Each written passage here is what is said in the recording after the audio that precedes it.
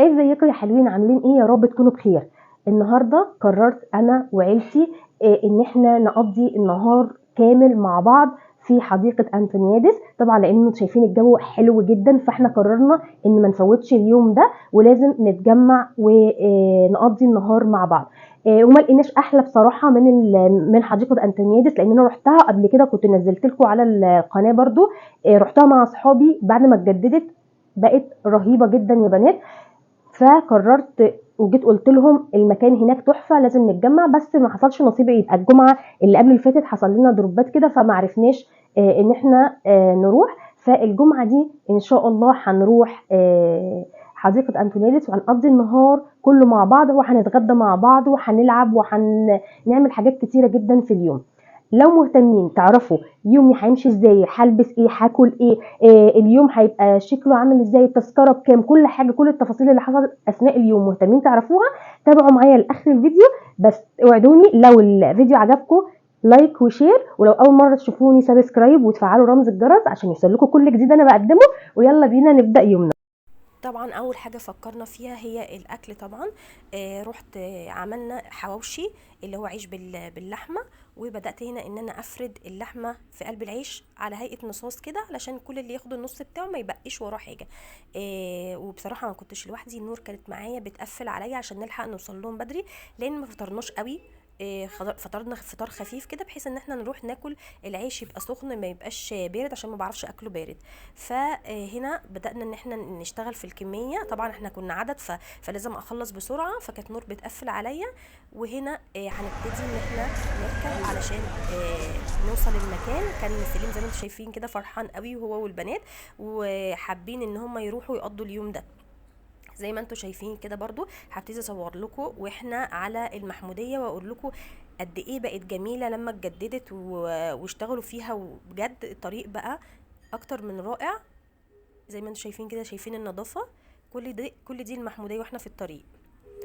شايفين هنا بقى وصلنا انتونيادس، صورنا من بره الشكل. هنا حجزت التذاكر، التذكره ب 15 جنيه، غلت عن المره اللي فاتت عما كنت موجوده كانت ب10. سليم بيدفع عليه على فكره. هنا بقى دخلت انتونيادس نفسها، وبشاور لكم هنا على حديقه الورود. هنا الدخول بتاعها مختلف عن التذكره اللي في ايديكي، يعني دي ب15 دخول انتونيادس، دي دخولها ب10 جنيه. هنا بدأت طبعا ان انا ادخل الجنينة زي ما انتم شايفين كده، وادور عليهم لان هم كانوا وصلوا قبلية. وفي الطريق اهو هنا وصلنا، وبدأنا ان احنا نوزع الاكل، عشان زي ما قلت لكم انا بحب اكل سخن.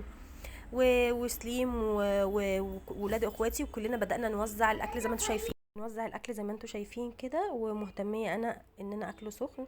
فعماله ايه، اقول لهم هاتوا كده بس ادوق. ولادي بيقولوا لي لا احنا بنصورك. برضو لسه بلتعم الاكل، بجد كنت جعانه جدا اليوم ده.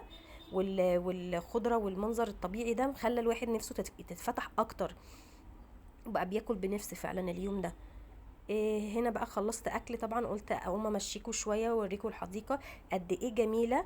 وفي ملاعب ورا زي ما انتم شايفين هنا. وفي طبعا عجل زي ما انتم شايفين. هنا قررنا ان احنا نبتدي نلعب كوره. انا يعني ماليش في لعب الكوره، بس انا ايه قلت ان انا ايه ادخل ايه اعمل حركه كده عشان اهضم الاكل اللي انا اكلته. هنا زي ما انتم شايفين انا عماله افرجكم على الجنينه قد ايه حلوه. كنت فرحانه جدا بالشمس والهواء والخضره، بجد تحفه. هنا بدأنا نلعب كوره. طبعا انا بعرف العب كوره ولا اي حاجه، بس اهو ابني كان فرحان ومبسوط جدا بيلعب مع خاله وولاد اختي، وبنجري ورا الكوره. ما انا معرفش هي انو كوره بتاعت مين، بنجري وخلاص ورا الكوره. وبنت اختي واقفه واخويا. بجد يعني كان اليوم اكثر من رائع. هنا بجري ورا الكوره بحدفها على الناس، بتعرف دخلت في الناس. هنا ابني بقى بيحاول ياخد الكوره مني. هنا خاله وخالته واقفين. بجد كنا مبسوطين جدا باللعب، وفعلا احنا كنا محتاجين اليوم ده بأي شكل يعني كلنا، لان احنا كنا فعلا محتاجين نخرج، مضغوطين بقالنا فترة فمحتاجين نخرج. والولاد كانوا فرحانين جدا واتبسطوا بالمكان هناك قوي. امان على فكره، المكان هناك امان قوي.